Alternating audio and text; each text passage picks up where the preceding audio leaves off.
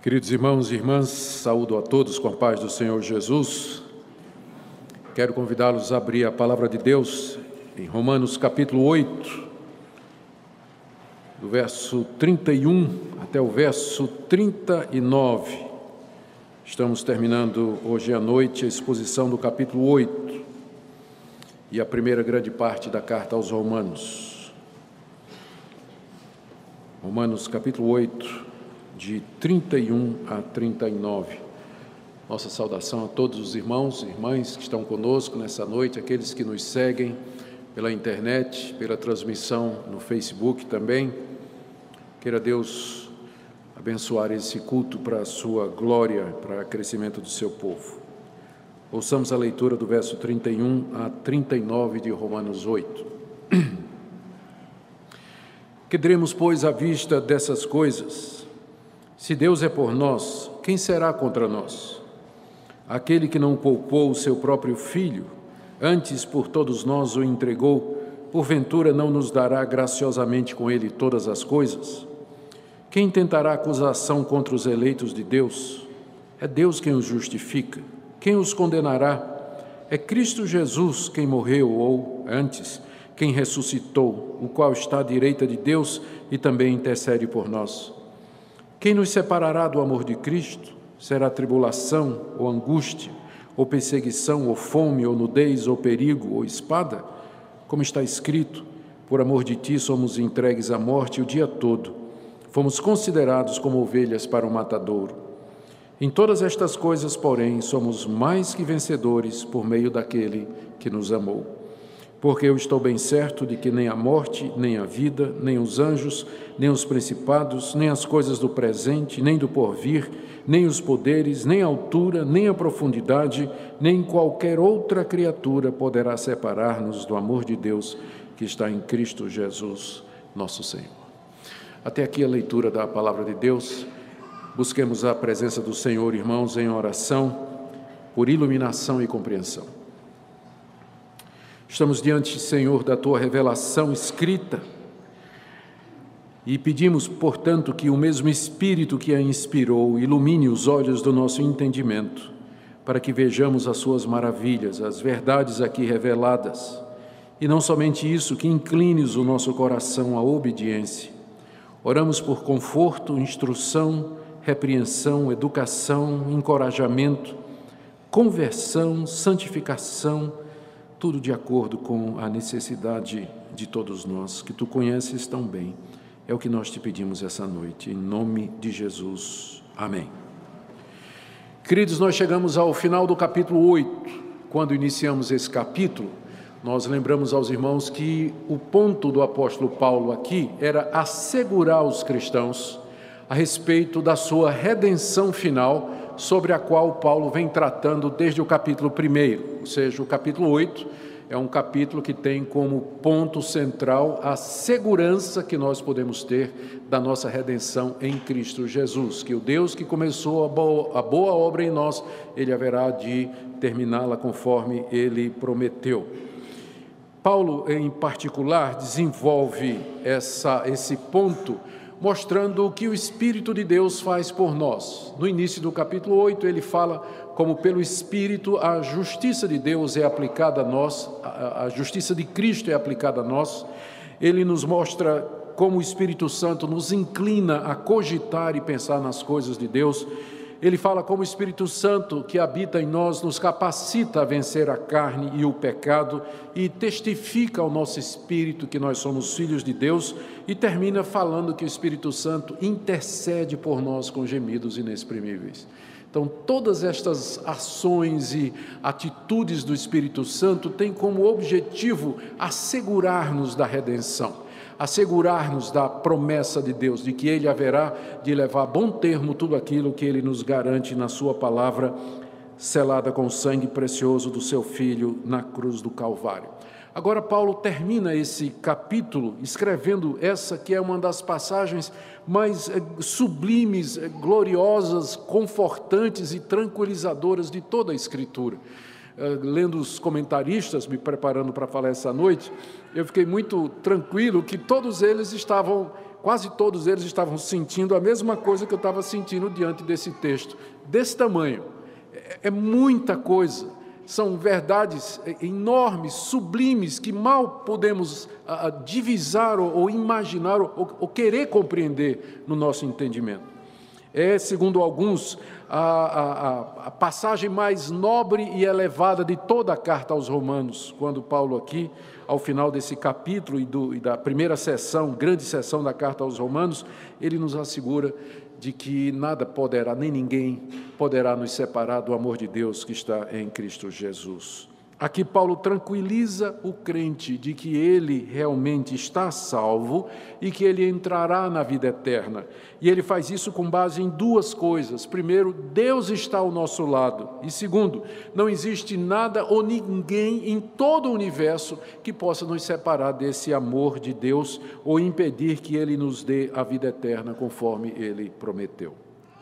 Paulo desenvolve esse ponto aqui na passagem sob a forma de quatro perguntas que ele faz. São perguntas retóricas. Pergunta retórica é quando você faz a pergunta por fazer, porque você já sabe a resposta. Mas é um artifício que a gente usa para tornar uma verdade mais vívida, e Paulo é mestre disso. As suas cartas contêm muitos apelos e usos de estilos e argumentos que são retóricos, em que ele procura dessa forma cativar a imaginação do leitor e transformar o ouvido em olho, de forma que a pessoa está como que vendo Paulo ali descrevendo aquelas coisas grandiosas. Aqui então ele faz essas perguntas com o objetivo de engajar a atenção do leitor, porque nós todos queremos saber as respostas para as questões que ele levanta aqui e que estão todas relacionadas com essa segurança que Deus nos dá na pessoa de Cristo Jesus. A primeira pergunta está aí no verso 31 até o verso 32 e em resumo, quem será contra nós? Quem será contra nós? É a primeira pergunta. Verso 31, que diremos, pois, à vista dessas coisas? Se Deus é por nós, quem será contra nós? Aquele que não poupou o seu próprio filho, antes por todos nós o entregou, porventura não nos dará graciosamente com ele todas as coisas? O nós aqui, que Paulo se refere no verso 31, se Deus é por nós, são aqueles que, como Paulo, creem no Senhor Jesus como seu Senhor e Salvador, como Filho de Deus, aquele que veio ao mundo para morrer pelos pecados, aos quais Deus prometeu dar a vida eterna. Paulo está escrevendo para os cristãos na cidade de Roma. Então, quando ele fala nós, é ele e sua audiência cristã. O que é que une Paulo e sua audiência cristã? Todos eles creem em Jesus como Filho de Deus, Salvador do mundo, Messias prometido, que morreu na cruz pelos nossos pecados. Então, a pergunta é, se Deus é por nós, eu, Paulo, que estou escrevendo, e vocês cristãos que estão me lendo, e vocês hoje que à noite estão ouvindo, se Deus é por nós, quem será contra nós? Essa pergunta, quem será contra nós, ela se deve ao fato de que muitas pessoas poderiam se levantar contra nós. Muitas pessoas, de fato, e até com direito, poderiam se levantar e perguntar, por exemplo, como é que um Deus justo pode perdoar um pecador como você? Como é que um Deus justo e santo pode justificar injustos e ainda lhes dar a vida eterna, quando, na verdade, eles merecem a condenação pelos seus atos? E por que vocês se consideram justificados e perdoados? Em que vocês são melhores do que os outros? Claro, muita gente poderia ser contra nós, mas a resposta que Paulo dá aqui a essa indagação, quem será contra nós? Quem será contra estes que creem em Jesus, que foram justificados e perdoados dos seus pecados, a quem Deus prometeu a vida eterna? A resposta que o próprio Paulo dá é que ninguém pode ser contra nós e impedir que nós recebamos a vida eterna, porque é o próprio Deus quem nos proporciona isso. E ele usa 3 argumentos aqui, que estão nos versos 31 e 32. O primeiro argumento é esse aqui. Que diremos à vista dessas coisas? Ou seja, que coisas são essas, à vista das quais Paulo pode dizer que ninguém pode nos condenar ou ninguém pode ser contra nós. Que coisas são estas? As regras de interpretação exigem que seja o que vem antes, não é? É natural. Estas coisas, quais são? Nós vamos buscar no contexto imediato. Olha o que é que Paulo tinha acabado de dizer e que nós vimos na última mensagem. A partir do verso 28. Sabemos que todas as coisas cooperam para o bem daqueles que amam a Deus, daqueles que são chamados segundo o seu propósito. Porquanto aos que de antemão conheceu, também os predestinou para serem conformes à imagem de seu Filho, a fim de que ele seja o primogênito entre muitos irmãos. E aos que predestinou, a esses também chamou. E aos que chamou, a esses também justificou. E aos que justificou, a esses também glorificou. À vista dessas coisas, quem será contra nós? Se Deus nos conheceu antes da fundação do mundo, nos amou, é isso que o verbo significa, foi o que nós vimos na última exposição. Se Deus nos amou antes da fundação do mundo, se Ele nos predestinou para sermos conformes à imagem do Seu Filho, se Ele nos justificou dos nossos pecados, se Ele nos chamou irresistivelmente pelo Espírito Santo, e se Ele já nos glorificou, à vista dessas coisas, quem pode ser contra nós? Todas estas coisas são a nosso favor. São feitas por Deus a nosso favor, para o nosso benefício. Quem pode ser contra nós à vista dessas coisas que Deus já fez? Começando na eternidade, entrando no tempo e no espaço. Esse é o primeiro argumento. O segundo, ainda está no verso 31, ele diz: que diremos, pois, à vista destas coisas, se Deus é por nós, quem será contra nós? Ou seja, o foco aqui é que ninguém menos do que o Todo-Poderoso elaborou esse plano. Ninguém menos que o Criador dos céus e da terra é o autor de todo esse processo e da história da redenção. O Pai planejou na eternidade, o Filho encarnou e no tempo e no espaço cumpriu o plano do Pai. Os dois mandaram o Espírito Santo que veio habitar na igreja, santificando a igreja, selando, sendo como primícias e penhor da herança futura. É Deus que é por nós, é Ele, não há ninguém superior a Ele. Por isso, se Ele é por nós, quem será contra nós? Mas o terceiro argumento está no verso 32, é um argumento do maior para o menor, tipo assim: aquele que não poupou o seu próprio filho, antes por todos nós o entregou, porventura não nos dará graciosamente com ele todas as coisas? É como se Paulo dissesse: o mais difícil ele já fez, então ele fará o mais fácil. Quem faz o maior, faz o menor. Quem dá um presente mais caro, com certeza dá um presente mais barato também. Deus não poupou o seu Filho, diz o apóstolo Paulo, ou seja, o Pai não desistiu do plano da redenção, pensando no sofrimento que seu amado Filho teria que passar aqui nesse mundo, na mão de pecadores, rejeitado pelo seu próprio povo, sofrendo morte e morte de cruz, sendo sepultado e passando 3 dias debaixo do poder da morte. O pensamento do sofrimento dos seus filhos, do seu filho, não impediu Deus de entregá-lo por nós, em nosso benefício. Ora, se Deus fez esse sacrifício maior, se Ele não poupou o seu próprio Filho amado, como então Ele não nos dará com Cristo todas as outras coisas? Perdão de pecados, vida eterna, justificação, novo céu e nova terra, imortalidade.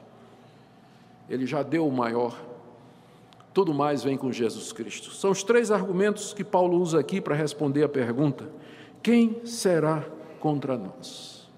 A resposta é: ninguém pode ser contra nós, à vista dessas coisas que Deus já fez por nós, sabendo que é o próprio Deus triuno que fez tudo isso, e sabendo que Ele já entregou, já fez o mais difícil, que é seu Filho, e dá o seu Filho, ninguém pode ser contra nós. Contudo, aqui eu pergunto: o que será daqueles que Deus não é por eles? O que será daqueles que Deus, na verdade, é contra eles? O que será daqueles contra quem a ira, o poder e a santidade de Deus estão preparados para julgar e condenar? Quem poderá salvá-los? Se Deus é por nós, quem será contra nós? Mas e se Deus for contra nós, quem será a nosso favor?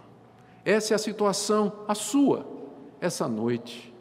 Se você não é de Cristo, se você não está nele, se você não faz parte desse nós que está aqui, desses por quem Deus é a favor, se Deus é por nós, quem será contra nós? Segunda pergunta de Paulo está no verso 33. Quem intentará acusação contra os eleitos de Deus? E ele mesmo responde, é Deus quem os justifica.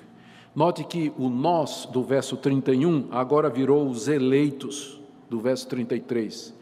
Porque essa é uma das maneiras pelas quais Deus se refere ao povo de Deus, aqueles por quem Cristo morreu, aqueles que Deus conheceu, predestinou, escolheu, chamou, justificou e glorificou. Eles são os eleitos de Deus, o povo que Deus escolheu de entre essa humanidade para justificar, perdoar, fazer seu povo para eternamente viver com Ele na glória. Paulo aqui, em vez de dizer nós, ele podia ter dito, quem tentará acusação contra nós? Porque é o que ele tinha dito no verso 1, não é? Mas agora ele diz, quem intentará acusação contra os eleitos de Deus? Quem são os eleitos de Deus? Esse nós aqui. Esses que creem no Senhor Jesus, que foram justificados pela fé no seu sangue precioso. São aqueles que Deus conheceu, escolheu, predestinou, justificou e glorificou. Agora, quando Paulo diz assim, quem intentará acusação contra os escolhidos de Deus, não é porque não exista acusação contra eles, porque existe e é muito. Nós podíamos começar conversando com o teu vizinho, ou então perguntando à tua mulher, os teus colegas de trabalho, ou lá na sua escola. Claro que tem acusação contra você, sempre vai ter acusação contra você, não falta acusação de idolatria, incredulidade, blasfêmia, escárnio, desobediência, desrespeito, hipocrisia, ódio, raiva, violência, agressão, embriaguez, adultério, fornicação, prostituição, impureza, mentira, roubo, falsidade ideológica, falta de perdão, cobiça, maus pensamentos, inveja, blasfêmia e maledicência. Eu estou apenas resumindo a lista que Paulo dá em Romanos 1 e em Romanos 2. Quando diz assim, quem tentará acusação contra os eleitos de Deus? Não é porque não haja acusação, porque tem muita. Você sabe disso, a sua consciência sabe disso.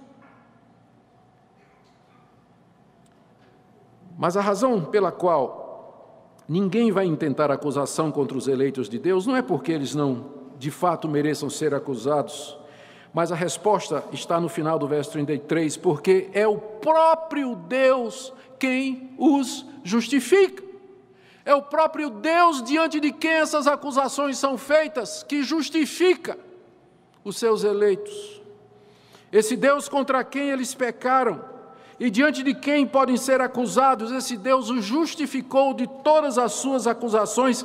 Deus lhes atribuiu uma justiça tão perfeita que nenhum homem ou anjo ou demônio pode encontrar qualquer falha, a ponto de que no dia do juízo não haverá absolutamente nada que possa ser levantado contra os eleitos de Deus. Não é que não haja, não é que eles nunca cometeram nada errado, mas é que Deus os cobriu com a justiça tão perfeita, que é a justiça do seu Filho, que ninguém pode intentar acusação contra eles, porque eles estão em Cristo e, portanto, plenamente justificados.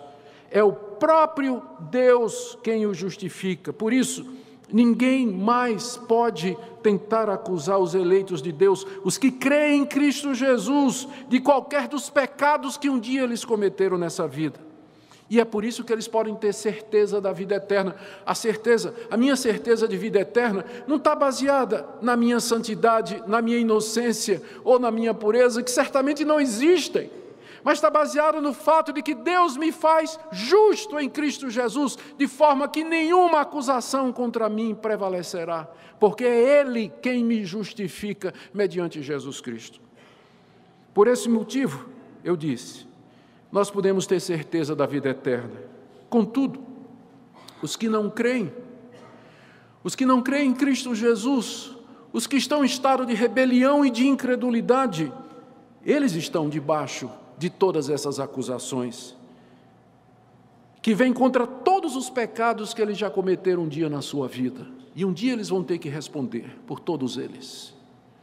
Que terrível estado do pecador impenitente, rebelde, incrédulo, que não se curva diante de Deus, não se humilha e não se rende sem condições diante do Senhor e Salvador. Essa pergunta, quem intentará acusação contra os eleitos de Deus? A resposta é ninguém, porque é Deus quem os justifica. Mas se feita com relação ao incrédulo, quem intentará acusação contra os incrédulos? A resposta é todo mundo, inclusive o próprio Deus. Terceira pergunta de Paulo é basicamente uma continuação ou extensão dessa mesma do verso 33, está no verso 34. Ele pergunta no verso 33, quem intentará acusação contra os eleitos de Deus? É Deus quem os justifica.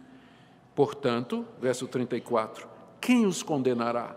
Não somente eles não podem levantar a acusação, como também não podem condenar. Não é que nós não mereçamos ser condenados, não é que não haja razão de sermos condenados. Os homens teriam razão de se levantar e nos condenar, porque nós pecamos contra eles, nós pecamos contra o nome deles, nós cobiçamos as coisas que eles têm, cobiçamos a mulher que ele tem, o marido que eles têm, cobiçamos os seus carros, os seus apartamentos, os seus empregos, a sua situação financeira, os seus dons, os seus talentos, há coisas no nosso coração que Deus conhece muito bem. Os homens poderiam se levantar e nos condenar.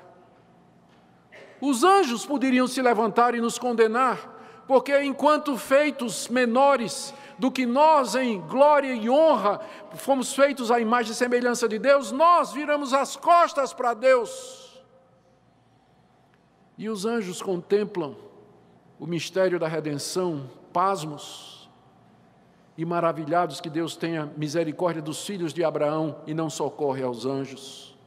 Os demônios poderiam se levantar e nos condenar, porque quantas vezes fomos cupinchas e cúmplices deles, no pecado, caímos em tentação, seguimos a orientação dos demônios, a tentação do diabo em nosso coração.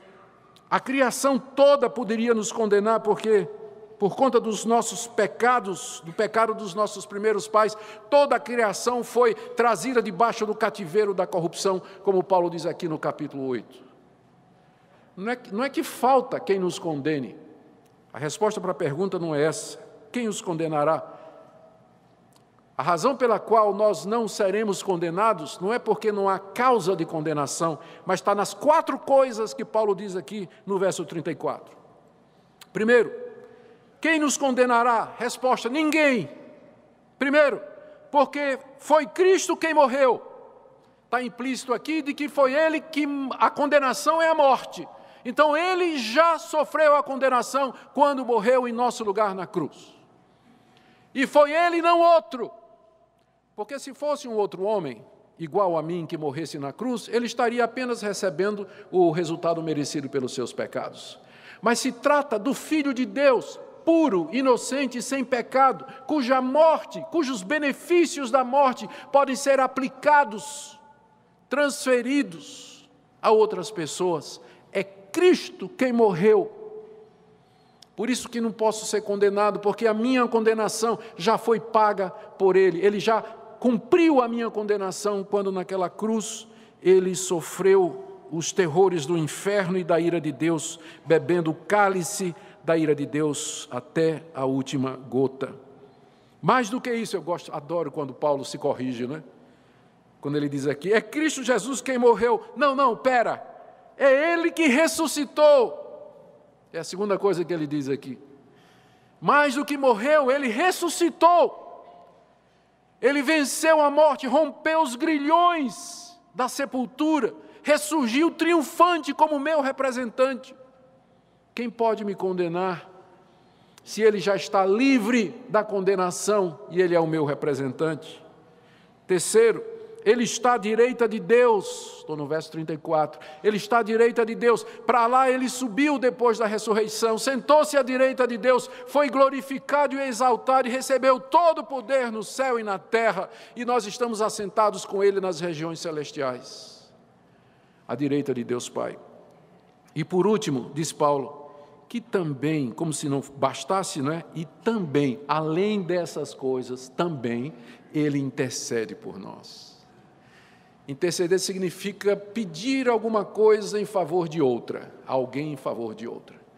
Ele intercede pelos seus escolhidos, diariamente, constantemente, diariamente. Pai, Augustus caiu, Augustus não tem jeito, Augustus é um miserável pecador, mas fui eu quem morri por ordem do Senhor. Não, eu que ressuscitei pelo teu poder, fui exaltado como representante dele.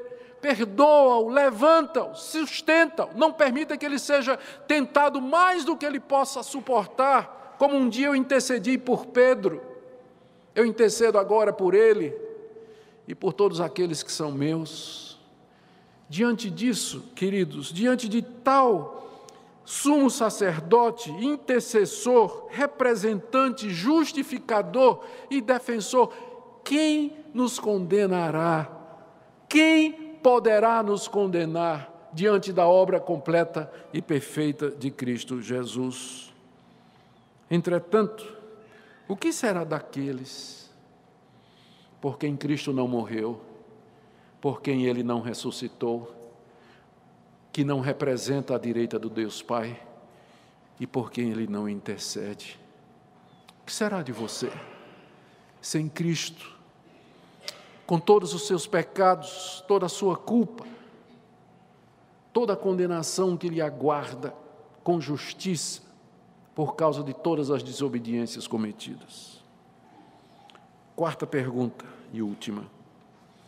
Quem vai nos separar do amor de Cristo? A resposta é bem mais longa aqui, porque essa quarta pergunta resume as outras três.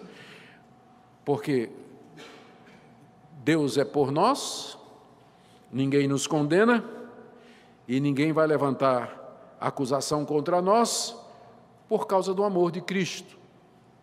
Essa é a razão. Não havia outra.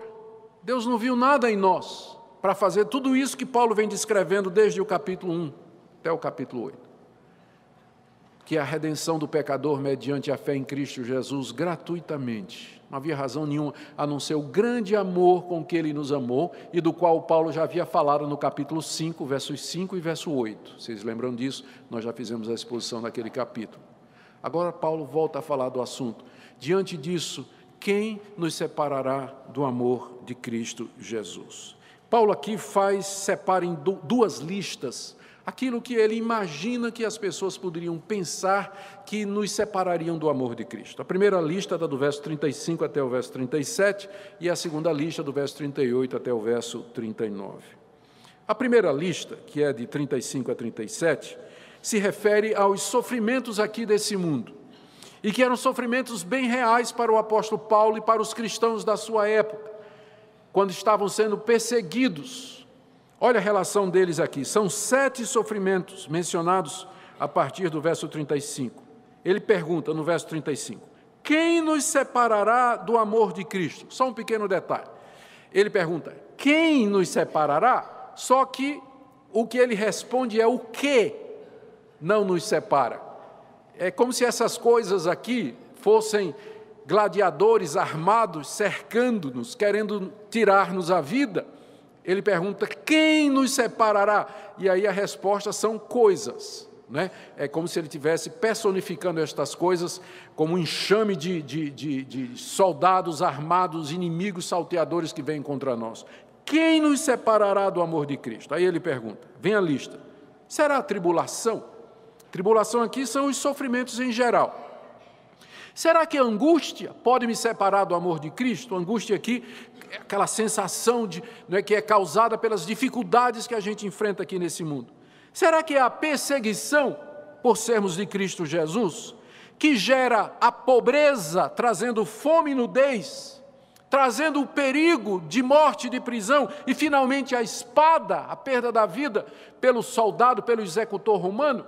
Será que os sofrimentos dessa vida presente, e Paulo está descrevendo os sofrimentos que ele passa, será que esses sofrimentos, perseguição, pobreza, a ponto de não ter o que comer, não ter o que vestir, o perigo de vida e finalmente o perigo de morrer decapitado, será que estas coisas podem me separar do amor de Deus? E ele dá duas respostas a isso. A primeira é que nós devíamos já saber que faz parte da nossa condição de povo de Deus sofrer aqui nesse mundo por conta da nossa fé. Ele faz uma citação aí no verso 36 do Salmo 44, verso 22, que é um salmo que descreve o sofrimento do povo de Israel. E o salmo diz assim, como está escrito: por amor de ti, somos entregues à morte o dia todo, fomos considerados como ovelhas para o matadouro. Paulo está dizendo, ser cristão é ser como uma ovelha marcada para morrer. Você não sabe quando vai ser, mas você está marcada para morrer. Uma hora dessa vai chegar lá a pessoa e vai, né, tirar a sua vida. Por amor de ti, somos entregues à morte o dia todo, fomos considerados como ovelhas para o matadouro. Paulo está citando um texto que se aplicava a Israel no Antigo Testamento, está aplicando agora para o povo de Deus no presente, dizendo, nós somos como ovelhas marcadas. Portanto, o sofrimento faz parte da nossa experiência cotidiana, então nós não devíamos estar surpresos que aqui nesse mundo nós passemos por dificuldade. Por isso que cada vez mais eu fico angustiado e revoltado com essa famigerada teologia da prosperidade, que diz que se Deus lhe ama, Ele vai fazer você ser próspero, vai fazer você ser saudável, ser rico, resolver seus problemas, lhe arrumar um marido, lhe arrumar um casamento, lhe arrumar um carro do ano, lhe arrumar um apartamento, resolver todos os seus problemas, quando eu vejo exatamente outra coisa na Escritura. Somos ovelhas marcadas para morrer. Jesus nunca prometeu coisa desse tipo para os seus discípulos, ao contrário, o que é que ele disse? O caminho é estreito, a porta também é, e se alguém quer me seguir, negue-se a si mesmo, tome sua cruz e me siga. É por isso que às vezes igrejas estão lotadas de gente, mas que tipo de evangelho está sendo pregado lá? A quem eles estão seguindo? Que Cristo eles estão seguindo? Não é o da Escritura, com certeza. Mas é um fabricado por falsos profetas e mercenários que fazem da religião e do cristianismo fonte de lucro. Porque se eles fossem honestos e dissessem o que a Bíblia diz, com certeza suas igrejas se esvaziariam. Por amor de ti somos entregues à morte o dia todo. Fomos considerados como ovelhas para o matadouro. O sofrimento faz parte da nossa vida. E não é isso, portanto, que vai nos separar do amor de Deus. E olha, a segunda coisa que Paulo diz com relação a essa primeira lista, no verso 37, em todas estas coisas aqui, é aquelas coisas que ele falou, né? Sofrimento, angústia, fome, nudez, espada, em todas estas coisas, porém, somos mais do que vencedores, por meio daquele que nos amou. Por que mais do que vencedores? Por dois motivos. Primeiro, essas coisas não vão nos separar do amor de Cristo. O sofrimento não nos separa do amor de Cristo. Segundo, ao contrário, o sofrimento nos empurra para os braços de Cristo. Quanto mais o crente verdadeiro sofre, mais ele se apega ao seu Senhor. Paulo e Silas na prisão faziam o quê? Cantavam louvores a Deus. Os primeiros mártires, quando eram queimados, o que é que eles faziam? Eles iam cantando hinos, a ponto de que os soldados romanos tinham que cortar a língua deles antes de queimá-los. Senão eles iam cantando hinos para a fogueira e não paravam. Em todas estas coisas, nós somos mais do que vencedores. É isso que é ser vencedor. E o pessoal diz aqui, 10 passos para você ser vencedor. Aí você vai lá na igreja, o pastor vai pregar um sermão dizendo como é que você vai ser um vencedor. Um vencedor é você, não é? Ter aquele carro do ano, aquele emprego e tudo mais. Para Paulo, ser mais do que vencedor é você passar por todas essas coisas e não abandonar Cristo e permanecer com Cristo e amá-lo cada vez mais. É isso que é ser vencedor. Aliás, mais do que vencedor. Eu não quero ser vencedor, como eles estão dizendo. Eu quero ser mais do que vencedor. E ser mais do que vencedor é passar por tudo isso, confiante no amor de Jesus Cristo. Agora vem a segunda lista. Essa foi só a primeira. A segunda lista começa do verso 38, quando ele diz 10 coisas, continuando, começando no verso 38. Estou bem certo de que nem morte, vida, anjos, principados, coisas do presente, do porvir, poderes, altura, profundidade, nem qualquer outra criatura poderá separar-nos do amor de Deus que está em Cristo Jesus, nosso Senhor. Aqui nesse segundo bloco, Paulo lista os poderes desse mundo, visíveis e invisíveis, presentes e futuros. A morte não pode nos separar do amor de Cristo, e nem a vida com seus atrativos, prazeres e deleites. Nem os anjos criados por Deus, na verdade, eles ministram em nosso favor. Nem os principados, que são os poderes humanos. Talvez Paulo estivesse pensando no Império Romano aqui. As coisas do presente, ou seja, não existe coisa alguma hoje que possa me separar do amor de Deus. E não só isso, ele diz, nem as coisas do porvir. E também não existe nada no futuro que vá acontecer que possa me separar do amor de Cristo. Nem poderes, poderes aqui é uma palavra grega que geralmente Paulo usa para se referir aos principados e potestades, aos poderes demoníacos, ao anticristo, a Satanás, também não pode me separar do amor de Deus. Nem a altura, talvez uma referência ao céu, nem a profundidade, o mundo lá embaixo com seus terrores, talvez uma referência ao inferno, ou seja, o que Paulo está dizendo, ele está apontando para todos os lados, nem o futuro, nem nada no futuro, nem nada no presente, nem nada lá em cima, nem nada aqui embaixo, nem pessoas que eu posso tocar, que são os poderes desse mundo, nem os seres invisíveis, como são os anjos, e ele resume no final do verso 39, dizendo, nem qualquer outra criatura, não há nada na criação de Deus, nada que Deus criou, que exista, que possa separar-nos do amor de Deus que está em Cristo Jesus, nosso Senhor. Que diremos à vista dessas coisas? Que diremos à vista dessas coisas? Meus irmãos, é aqui que nós baseamos a nossa segurança de salvação. É aqui que nós baseamos a nossa doutrina de que a salvação do crente, ela é eterna. Ela não pode ser perdida, porque ela é feita por Deus, é garantida por Deus. Estão aqui todos os argumentos. Eu não conheço uma outra passagem da Bíblia que tenha mais argumentos sólidos e convincentes, que nos assegurem de que a nossa salvação ela é perfeita, ela é eterna. Uma vez amados de Deus, uma vez Cristo morreu por nós, que o Santo Espírito habita em nós, nada, ninguém pode impedir que Deus leve até o final aquilo que Ele disse que ia fazer, ter um povo para si, um povo a quem Ele vai dar a vida eterna, com quem Ele vai habitar no novo céu e na nova terra. É nisso que nós temos a nossa segurança. A minha certeza de salvação não é em nada que eu sou, o que faço, mas é em quem Deus é e o que Ele fez. Eu espero que nessa noite você tenha essa certeza e você tenha essa segurança. Você diz assim, pastor, como é que eu faço para saber? Eu entendi, mas eu não tenho muita certeza. Se você olhar para dentro do coração, você não vai encontrar a certeza de salvação lá, porque o nosso coração é corrompido, ele é obscuro, nós somos subjetivos, mas se você olhar para a cruz de Cristo Jesus, que é a demonstração maior do amor de Deus, ali você vai encontrar a certeza do amor de Deus por você. Olhe para Cristo, creia nele, renda-se incondicionalmente a Ele, entregue-se a Ele e diga, Tu és o meu Senhor, o meu Salvador, renuncio a tudo, a qualquer coisa, a toda essa lista aqui, eu renuncio a tudo isso para ser Teu e somente Teu, agora por toda a eternidade. Que Deus lhe conceda a graça nessa noite, para que você saia daqui louvando e se regozijando nesse Deus.